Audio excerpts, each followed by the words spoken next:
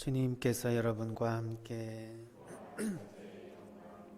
루카가 전한 거룩한 복음입니다.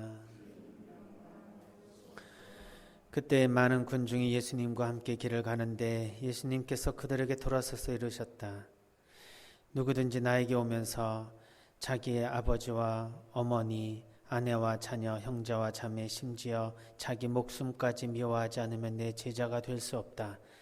누구든지 제 십자가를 짊어지고 내 뒤를 따라오지 않는 사람은 내 제자가 될 수 없다. 너희 가운데 누가 탑을 세우려고 하면 공사를 마칠 만한 경비가 있는지 먼저 앉아서 계산해 보지 않느냐. 그러지 않으면 기초만 놓은 채 마치지 못하여 보는 이마다 그를 비웃기 시작하며 저 사람은 세우는 일만 시작해 놓고 마치지는 못하였군 할 것이다. 또 어떤 임금이 다른 임금과 싸우러 가려면 2만 명을 거느리고 자기에게 오는 그를 10,000명으로 맞설 수 있는지 먼저 앉아서 헤아려 보지 않겠느냐. 맞설 수 없겠으면 그 임금이 아직 멀리 있을 때에 사신을 보내어 평화협정을 청할 것이다. 이와 같이 너희 가운데서 누구든지 자기 소유를 다 버리지 않는 사람은 내 제자가 될 수 없다. 주님의 말씀입니다. 찬미 예수님. 누구든지 자기 소유를 다 버리지 않는 사람은 내 제자가 될 수 없다. 이 소유라는 말을 깊이 묵상해 보았으면 좋겠습니다. 그 앞절에 두 가지 비유 말씀이 있습니다. 누가 탑을 세우려고 하면 공사 경비부터 먼저 계산해 보지 않겠느냐. 만약에 그 계산도 하지 못하고 공사를 시작하면 일을 마치지 못해서 사람들에게 놀림을 당할 것이다. 어떤 임금이 전쟁을 하려면 우리 10,000명과 상대방의 20,000명을 10,000명이 이길 수 있는가 하고 먼저 헤아려 보지 않겠느냐. 그래서 만약에 패배할 것 같으면 빨리 사신을 보내서 평화협정을 체결할 것이다. 이 두 얘기가 나온 뒤에 곧바로 이와 같이 그러므로 이런 연결사가 있어요. 너희 가운데서 누구든지 소유를 버리지 않는 사람은 내 제자가 될 수 없다. 이게 논리적으로 잘 이해가 안 됩니다. 그러니까 27절, 28절은 인간적으로 계산을 잘 한다, 지혜를 가져야 된다 이런 얘기인데 그것이 다시 소유를 버리지 않는 사람은 내 제자가 될 수 없다는 말과 어떻게 연결될까? 일단 이렇게 볼 수 있을 것 같습니다. 27절, 28절은 우리가 인간의 삶을 살아가는 데 있어서 지혜는 뗄래야 뗄 수 없는 삶의 방편입니다. 지혜 없이 삶을 살 수가 없는 것이죠. 그러나 우리 인간이 아무리 지혜를 구하려 해도 지식은 얻을 수 있지만 참된 지혜를 얻기는 어려운 것입니다. 그래서 오늘 지혜서의 말씀, 죽어야 할 인간의 생각은 보잘것없고 저희의 속마음은 변덕스럽습니다. 썩어 없어질 육신이 영혼을 무겁게 하고 흙으로 된 이 천막이 시름겨운 정신을 짓누릅니다. 당신께서 지혜를 주지 않으면 그 높은 곳에서 당신의 거룩한 영을 보내지 않으시면 누가 당신의 뜻을 깨달을 수 있겠습니까? 이래서 지혜는 참된 하나님에게서만 나온다는 것을 고백하고 참된 지혜를 취하려고 하는 사람들은 하나님을 신뢰하며 하나님을 따라야 된다는 말씀을 주십니다. 그러니 이 33절 루카복음의 말씀은 자기 소유라고 하는 것은 결국 우리가 가지고 있는 물건, 물질적인 것뿐만 아니라 우리의 생각, 정신적인 또한 우리가 가지고 있는 지식까지도 다 내어놓고 온전히 하느님께 의지해야 하는 또 신뢰해야 하는 그러한 덕을 말씀해 주시는 것 같습니다. 그래야 당신의 제자가 될 수 있다는 것이죠. 또한 25절에 자기 아버지, 어머니, 아내, 자녀, 형제, 자매, 자기 목숨까지 미워해라. 결국 인간이 가지고 있는 우리의 기본적인 욕구, 이 모든 것들도 다 하나님 앞에서는 우선순위에서 뒤로 밀려야 하나님의 제자가 될 수 있다는 말씀입니다. 따라서 우리가 살아가면서 우리에게 필요한 모든 것들은 사실 하나님께 대한 신뢰, 그보다 더 우선적일 수 없다는 이야기죠. 또한 반대로 그런 것이 우리 일상에서 우리 눈앞에 먼저 나타나게 되면 하나님께 대한 신뢰를 할 수 없다는 말씀으로도 이해될 수 있습니다. 그래서 우리가 하나님을 신뢰할 수 있는 조건이 무엇일까? 하나님께 의지할 수 있는 조건이 무엇일까? 이렇게 봤을 때 우리 안에 있는 이미 형성된 내 자신의 온전한 생각과 모든 지식 그리고 욕망까지도 내려놓는 것이라 볼 수 있는데 과연 그것이 신뢰의 참된 조건일까 생각해 보지 않을 수 없습니다.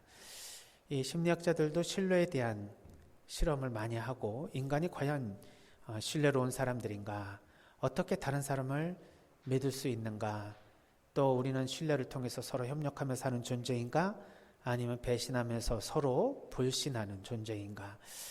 이런 결과들은 결국 우리 인간은 신뢰로운 사람도 그렇다고 신뢰하지 못할 사람도 아니다. 인간이 선하기 때문에 믿을 수 있고 악하기 때문에 믿을 수 없는 것이 아니라 선과 악이라고 하는 것은 그때그때 우리가 생각하는 삶에 대한 판단을 내릴 때 이것이 이득이 되는가, 이득이 되지 않는가에 대한 경계선에서 발생한다고 보는 것이죠. 그래서 만약에 이익이 생기면 신뢰로운 행동을 더 많이 하게 되고 이득이 생기지 않으면 신뢰보다는 자신의 이익을 위해서 타인을 배신하거나 아니면 신뢰하지 못하는 행동을 하게 된다는 것입니다. 그냥 일반적인 인간의 경향성을 실험하는 내용이지만 한번 참고로 한번 말씀을 드려보면 캘리포니아의 심리학자 연구팀들은 교차로에서 사람이 건널 때 상대방 측에서 도로에서 오는 차들이 이 사람이 교차로에서 건너기 때문에 속도를 줄이고 차를 세우는지 아니면 더 속력을 높여서 그 사람을 지나치는지 이것을 한번 실험을 해봤어요.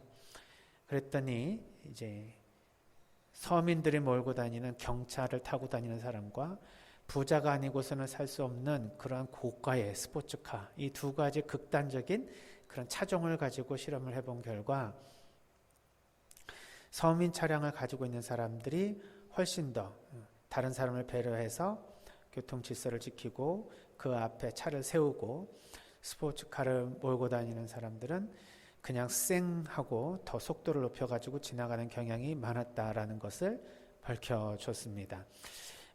사회 지위와 경제적인 지위를 5단계로 놓고 1단계 상위 1%에 해당하는 사람들과 5단계 아주 하위 계층에 있는 사람들 이 두 집단을 비교해 본 결과 하위 5단계에 있는 계층에서는 100% 차를 세웠는데 1단계에 있는 그 사람들은 50%만 차를 세웠다라고 기록합니다. 그래서 참 우리가 많이 무엇인가를 가지고 있는 사람들에게 있어서는 신뢰를 깨는 행동 또는 다른 사람을 무시하는 행동들이 더 많이 나타날 수 있는 것이 아닌가. 그것은 왜 그런가 했을 때 많이 가지고 있으면 타인에 대한 의존성, 타인에 대한 필요성, 타인에게 무엇인가 도움을 받아야 될 그러한 이유가 없기 때문에 타인에 대한 배려가 줄어들게 된다. 이런 얘기를 합니다. 그래서 왜 부자들은 거짓말을 더 잘하고 왜 가난한 사람은 남의 말을 더 잘 믿을까? 이러한 부제를 달면서 신뢰의 법칙이라는 그런 책을 쓴 사회심리학자 데이빗 데스테노는 이 신뢰성은 우리가 생각하는 대로 선과 악의 문제가 아니라 이익의 균형점을 찾는 문제라고 이야기합니다. 실제로 그 하버드 비즈니스 스쿨의 행동경제학자 지노는 돈이나 권력이 많은 사람은 원하는 것을 얻기 위해서 상대방의 협력이나 선의에 의존할 필요성이 적다는 것을 확인하고 실제로 현금을 많이 보유한 사람일수록 단기적으로 자신의 이익에 집중한 나머지 타인의 신뢰를 배신하는 행동 패턴을 보인다는 사실을 밝혀주었습니다. 즉 가용자원이 풍부할수록 타인에 대한 의존도가 필연적으로 줄어든다는 얘기겠죠. 오늘 예수님의 말씀도 우리 인간이 예수님께 의존할 만한 이유가 별로 없을 때는 예수님의 지혜를 구하지 않을 것입니다.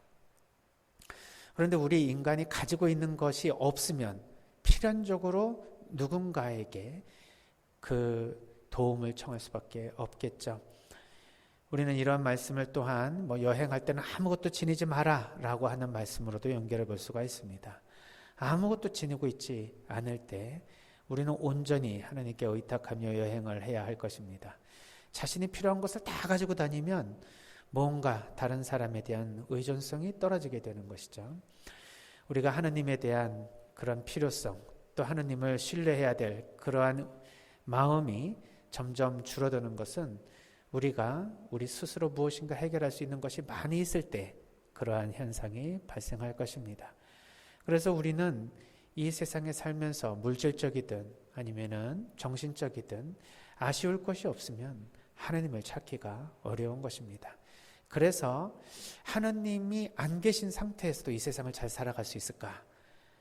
과연 그럴까? 생각해 봤을 때 우리의 삶이 단순히 이러한 생물학적인 생명을 연장하고 우리가 실질적으로 그냥 어려움 없이 잘 먹고 사는 것만 이 인생의 목적이 될까?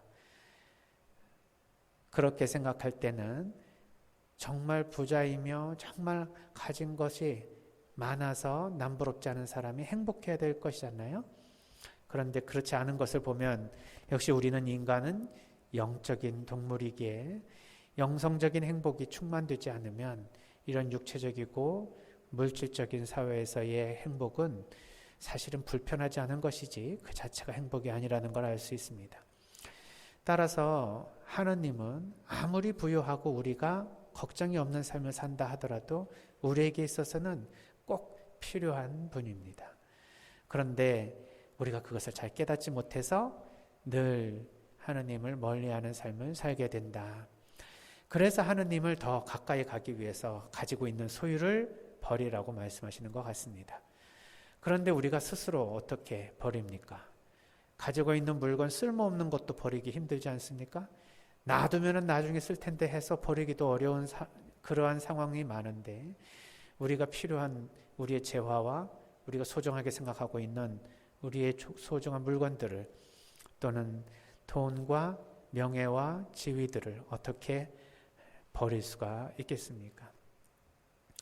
그래서 가끔 우리의 삶의 과정에서 오는 십자가가 우리가 하느님께 더욱더 가까이 갈 수 있도록 우리를 인도해 주는 그러한 기회를 제공해 주기도 합니다.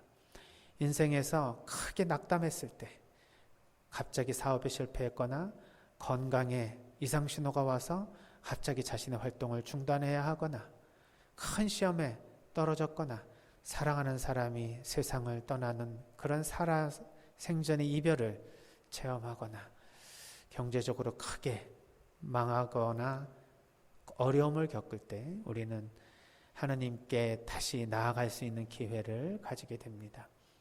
꼭 일부러라도 우리가 하나님께 나아가기 위해서 우리 자신의 모든 것을 버릴 필요는 없을 것입니다. 그러나 우리가 살아가면서 자연적으로 삶의 일부로 얻어지는 이 십자가 체험에서 우리는 하나님께 나아갈 수 있는 기회를 얻게 됩니다. 이러한 부르심을 하나님은 우리에게 허락하십니다. 이런 말씀을 드렸더니 어떤 사람들은 이렇게 생각을 하더라고요. 신부님이 그러시는데 내가 스스로 자기 것을 안 버리면 하나님이 일부러 버리게끔 그렇게 시련을 주신다.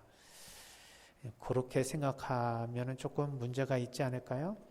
하나님은 우리에게 고통을 주면서 우리를 이렇게 저렇게 끌고 다니시는 분이 아니시죠.